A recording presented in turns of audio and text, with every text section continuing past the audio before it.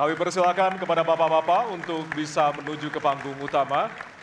Dan kembali kami ingatkan kepada bapak-bapak calon presiden bahwasanya tema di malam hari ini terdiri dari beberapa subtema, yaitu pemerintahan, hukum, hak asasi manusia, pemberantasan korupsi, penguatan demokrasi, peningkatan pelayanan publik, penanganan disinformasi, dan kerukunan warga.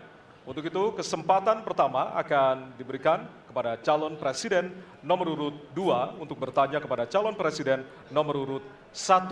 Waktu Bapak 1 menit dimulai dari sekarang. Mas Anies pernah jadi gubernur 5 tahun di DKI. Anggaran DKI setahun sekitar 80 T. Jumlah penduduk Indonesia DKI 10 juta kira kurang lebih. APBD Jawa Barat 35 T, jumlah penduduknya 50 juta, 5 kali DKI. Tetapi selama Mas Anies mimpin, sering sekali DKI menerima indeks polusi tertinggi di dunia. Bagaimana dengan anggaran 80 T, Pak Anies sebagai gubernur tidak dapat berbuat sesuatu yang berarti untuk mengurangi polusi? Terima kasih. Waktunya masih ada, Bapak? Sudah cukup? Baik, kita akan lanjutkan kepada calon presiden nomor urut 1. Kami beri kesempatan untuk menjawab pertanyaan selama 2 menit, dimulai dari sekarang. Pak Prabowo, terima kasih atas pertanyaan yang bagus, tetapi kurang akurat. Saya akan jelaskan, Pak. Ketika satu daerah mengatakan di tempat kami tidak ada COVID, di tempat kami COVID banyak, lalu yang tidak ada COVID kami tanya, kenapa tidak ada COVID? Nah, kami nggak punya alat testing, Pak. Karena tidak punya alat testing, maka tidak ada COVID. Yang punya alat testing, maka ada COVID. Okay? Saya tidak tanya COVID, saya tanya polusi. Boleh saya selesaikan dulu? Ya. Jadi, apa yang terjadi? Di Jakarta kami memasang alat pemantau polusi udara. Bila masalah polusi udara itu bersumber dari dalam kota Jakarta, maka hari ini, besok, minggu depan konsisten selalu akan kotor. Tapi apa yang terjadi? Ada hari di mana kita bersih, ada hari di mana kita kotor. Ada masa minggu pagi, Jagakarsa sangat kotor. Apa yang terjadi? Polusi udara tak punya KTP. Angin tak ada KTP-nya. Angin itu bergerak dari sana sini. Ketika polutan yang muncul dari pembangkit listrik, tenaga uap, mengalir ke Jakarta, maka Jakarta punya indikator, karena itu Jakarta mengatakan ada polusi udara. Ketika anginnya bergerak ke arah Lampung, ke arah Sumatera, ke arah Laut Jawa, di sana tidak ada alat monitor, maka tidak muncul. Dan Jakarta pada saat itu bersih. Kalau problemnya dari dalam kota saja, maka konsisten tiap waktu. Ya, kita punya masalah polusi. Karena itu kita kerjakan dengan apa? Kita lakukan, Pak. 1, dengan pengendalian emisi dari kendaraan bermotor. Dan pengujian emisi sekarang wajib. Yang kedua, elektrifikasi kendaraan umum.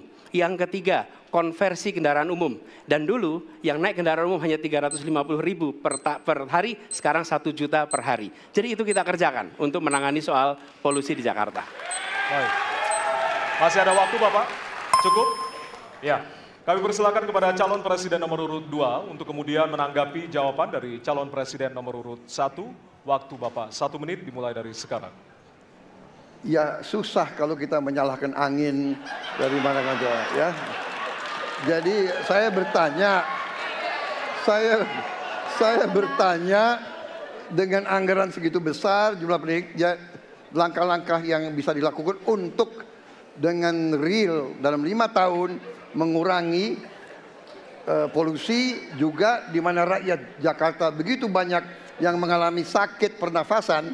Jadi saya kira kalau kita dengan gampang menyalahkan angin, hujan dan sebagainya, ya mungkin tidak perlu ada pemerintahan kalau begitu, ya. Terima kasih. Ya. Masih ada waktu? Akan menambahkan? Cukup. Cukup. Baik, selanjutnya kami berikan kesempatan kepada calon presiden nomor urut 1 untuk menanggapi tanggapan dari calon presiden nomor urut 2. Waktunya 1 menit dimulai dari sekarang. Ya, inilah bedanya yang berbicara pakai data, yang berbicara pakai fiksi. Okay? Ini pakai data. Jadi ketika ditunjukkan, ya memang ada sumber polutan dari dalam kota. Tapi kalau sumber polutan itu hanya dari dalam kota, maka Pak pakai logika sederhana sekali. Jumlah motor dari hari ke hari sama, jumlah mobil dari hari ke hari sama. Maka harusnya angka polusinya sama setiap waktu, betul tidak? Tapi jumlah motor sama, jumlah mobil sama, ada kita sangat polusi. Ada sisi sangat tidak polusi. Nanti kalau perlu saya kirimkan gambar satelitnya kepada Bapak. Supaya Bapak bisa menyaksikan. Dan inilah mengapa kita mengambil langkah itu pakai ilmu pengetahuan, pakai data, dan menggunakan saintis untuk terlibat. Kalau tidak pakai itu, maka nggak akan ada langkah yang benar. Dan ini kemudian saya teruskan Pak, bagaimana pengendalian itu dikerjakan untuk dalam Jakarta. Jika saya terpilih presiden, maka yang luar Jakarta saya kendalikan juga Pak. Baik. Terima kasih. Ya, dan selanjutnya kami akan beri kesempatan bertanya yang tentunya akan diberikan kepada calon presiden nomor urut 3 untuk bertanya ke calon presiden nomor urut 2. Waktu Bapak 1 menit dimulai dari sekarang. Izinkan saya harus membaca data untuk mengingatkan. Pak Prabowo karena nomor 2 saya pertanyaannya 2. Ada 12 kasus pelanggaran HAM berat yang sudah dikeluarkan mulai dari peristiwa 65, penembakan misterius, Talang Sari, penghilangan paksa sampai Wamena. Dan saya ingatkan tahun 2009 DPR sudah mengeluarkan 4 rekomendasi pada saat itu kepada Presiden. 1, membentuk pengadilan HAM ad hoc. Yang kedua, menemukan 13 korban penghilangan paksa. Yang keempat, memberikan kompensasi dan pemulihan. Dan yang keempat, meratifikasi konvensi anti penghilangan paksa sebagai upaya pencegahan. Pertanyaan saja 2. Kalau Bapak ada di situ, apakah akan membuat pengadilan HAM dan membereskan rekomendasi DPR? Pertanyaan kedua, di luar sana menunggu banyak ibu-ibu, apakah Bapak bisa membantu menemukan di mana kuburnya yang hilang agar mereka bisa berziarah? Saya persilakan.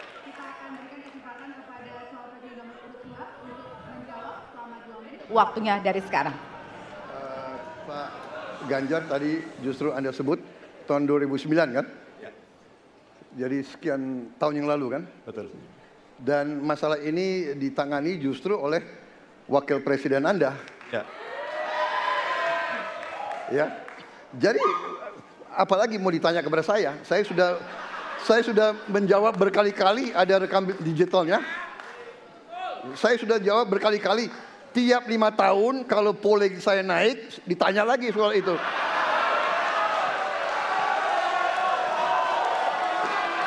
Bapak tahu data nggak? Bapak tanya ke Kapolda, tahun ini berapa orang hilang di DKI? Tahun ini, ya, ada mayat yang diketemukan baru beberapa hari yang lalu dan sebagainya. Come on, Mas Ganjar.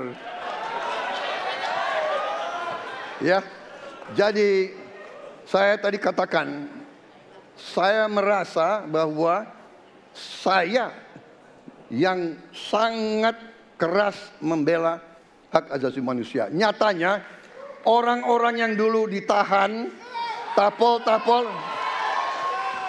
yang katanya saya culik, sekarang ada di pihak saya membela saya, saudara sekalian.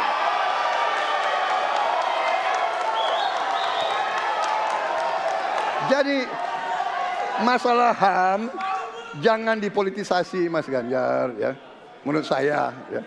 Saya kira begitu jawaban saya. Masih ada waktu Dan Bapak? kedua, Pak. Akan menambahkan? Cukup. Cukup, baik. Dan selanjutnya kami persilakan kepada calon presiden nomor urut 3 untuk menanggapi jawaban dari calon presiden nomor urut 2. Waktu Bapak 1 menit dimulai dari sekarang. Pak Prabowo ini punya ketegasan yang luar biasa. Luar biasa. Tapi sayang pada 2 jawaban ini sama sekali tidak punya ketegasan itu. Kenapa saya sampaikan? Pertanyaan saya sebenarnya 1. Apakah kalau Bapak jadi presiden akan membuat pengadilan HAM? Pertanyaan nomor kedua, apakah Bapak bisa menemukan, menunjukkan, membantu pada keluarga agar kemudian mereka bisa berziarah? 2 ini sama-sama tidak dijawab. Maka kalau kemudian saya boleh meminta, kalau saya jadi presiden Pak, Saya akan bereskan ini Pak. Agar kemudian dalam kontestasi pilpres berikutnya, ini tidak akan muncul lagi karena presidennya tegas menuntaskan pekerjaan itu pada eranya. Terima kasih. Waktunya masih ada, Bapak? Cukup. Cukup. Baik, kita berikan kesempatan kepada calon presiden nomor urut 2 untuk menanggapi tanggapan dari calon presiden nomor urut 3. Waktunya 1 menit dari sekarang. Loh kok dibilang saya tidak tegas? Saya tegas akan menegakkan hak asasi manusia. Masalah yang Bapak tanyakan agak tendensius. Kenapa yang 13 orang hilang pada saat itu ditanya kepada saya? Itu tendensius Pak Ganjar ya. Itu tendensius. Dan wakil Bapak yang mengurus ini selama ini. Jadi kalau memang keputusannya mengadakan pengadilan HAM ya kita adakan pengadilan HAM. Nggak ada masalah. Ya. Baik. Sudah Pak? Masih ada waktunya waktu? Pak? Sudah cukup Ya. Pak Prabowo? Namanya usaha. Terima kasih. Sudah cukup? Baik. Oke. Ya, dan Harap selanjutnya tenang. kita akan menuju ke pertanyaan dan kali ini kesempatan bertanya akan diberikan kepada calon presiden nomor urut 1 untuk kemudian bertanya kepada calon presiden nomor urut 3. Waktu Bapak 1 menit dimulai dari sekarang. Ada 2 peristiwa yang menarik perhatian dan perlu kita bahas di sini. Oke. Peristiwa Kanjuruhan dan peristiwa kilometer 50. Di situ proses hukum sudah dijalankan. Tetapi rasa keadilan masih belum muncul. Pada saat ini kita menyaksikan masih banyak pertanyaan, bahkan keluarga-keluarga korban masih mempertanyakan. Karena itu saya ingin bertanya kepada Pak Ganjar. Saya posisinya adalah ini harus dituntaskan. Ini harus bisa menghadirkan rasa keadilan. Bukan saja soal legalnya yang sudah diselesaikan. Saya ingin tanya posisi Pak Ganjar di dalam 2 peristiwa ini. Terima kasih. Waktunya masih ada Bapak? Sudah cukup? Oh, udah cukup. Baik. Baik. Terima kasih kepada calon presiden nomor urut 3. Kami berikan kesempatan untuk menjawab selama 2 menit. Waktunya dimulai dari sekarang. Terima kasih Mas Anies. Saya kira 2 isu itu menjadi public talks. Kanjuruhan. Kita bisa bertemu dengan para pencari fakta. Kita bisa melindungi korban. Kita bisa membereskan urusan mereka dari sisi keadilan korban. Termasuk di kilometer 50. Ketika kita bisa bereskan semuanya, maka kita akan naik dalam 1 tahap. Apakah kemudian proses legal dan kemudian mencari keputusan yang adil bisa dilakukan? Jawaban saya, bisa. Jadi dalam pemerintahan ini mesti berani untuk tidak lagi menyandra persoalan-persoalan masa lalu sehingga berlarut-larut. Sehingga apa yang terjadi ketika muncul terus-menerus akan menjadi sensi. Sensi terus karena tidak pernah ada keputusan. Maka cara-cara ini mesti dihentikan dan kita mesti berani tegas. Kadang-kadang kita juga mesti harus berpikir dalam situasi yang lebih besar. Mari kita ciptakan kembali Undang-Undang KKR. Mari kita hadirkan kembali Undang-Undang KKR agar seluruh persoalan-persoalan pelanggaran HAM itu bisa kita bereskan dengan cara itu. Sehingga bangsa ini akan maju dan tidak lagi kemudian berpikir mundur karena persoalan-persoalan seperti itu yang tidak pernah dituntaskan. Kita harus tuntaskan itu. Baik. Masih tersisa waktunya Bapak? Cukup. Cukup? Baik. Ya, dan kami silakan kepada calon presiden nomor urut 1 untuk menanggapi jawaban dari calon presiden nomor urut 3. Ya. Waktu Anda 1 menit, Bapak. Ya, jawabannya kurang komprehensif karena masalahnya lebih kompleks dari itu, Pak Ganjar. Tapi izinkan saya sampaikan. Untuk seperti ini, minimal saya melihat harus mengerjakan minimum 4 hal. 1 adalah memastikan bahwa proses hukum menghasilkan keadilan. Yang kedua, ungkap seluruh fakta sehingga kebenaran menjadi pengetahuan semua, termasuk closure bagi keluarga. Yang ketiga, korban harus ada kompensasi, clear. Dan yang keempat, negara harus memberikan jaminan bahwa peristiwa-peristiwa seperti ini tidak boleh berulang kembali. 4 harus dikerjakan.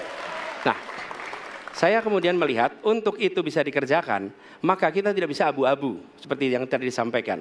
Saya melihat kalau begitu 4 ini harus dilakukan, berarti yang pertama mungkin kita harus melakukan investigasi ulang, melakukan review. Kita harus menyelamatkan institusi, memastikan bahwa institusi itu selamat. Saya ingin tahu apakah Pak Ganjar sependapat dengan pandangan saya. Terima kasih Pak Ganjar. Baik. Waktunya habis, selanjutnya kami berikan kesempatan kepada calon presiden nomor urut 3 untuk menanggapi tanggapan dari calon presiden nomor urut 1. Waktunya 1 menit dari sekarang. Soal komprehensi atau tidak komprehensif terkait dengan itu selera dan subjektif. Dari 4 hal tadi itu, saya kira hampir semua pelindungan korban dilakukan. Saya sampaikan pencari fakta sudah pernah ada. Kalau kemudian tidak terjadi, tidak boleh terjadi lagi, saya kira itu value yang mesti dicontohkan. Kita kerjakan semuanya. Saya orang yang tidak pernah abu-abu, hitam putih, sat-set. Kami tidak pernah ragu-ragu, kami tidak pernah abu-abu, maka kami pun tadi mengklarifikasi pertanyaan kepada pasangan calon nomor 2, karena kami bukan orang yang menunda pekerjaan, menggantung pekerjaan untuk kemudian menjadi komoditas. Saya selesaikan itu. Masih ada waktunya Bapak? Akan Cukup. ditambahkan? Baik. Ya, dan kita berikan apresiasi kepada 3 calon presiden yang tadi sudah berdebat dan saling bertanya di kesempatan malam hari ini, Pak. Ya, selanjutnya kami persilakan kepada bapak-bapak untuk kembali ke tempat duduk. Kami persilakan Bapak untuk kembali ke tempat duduk semula.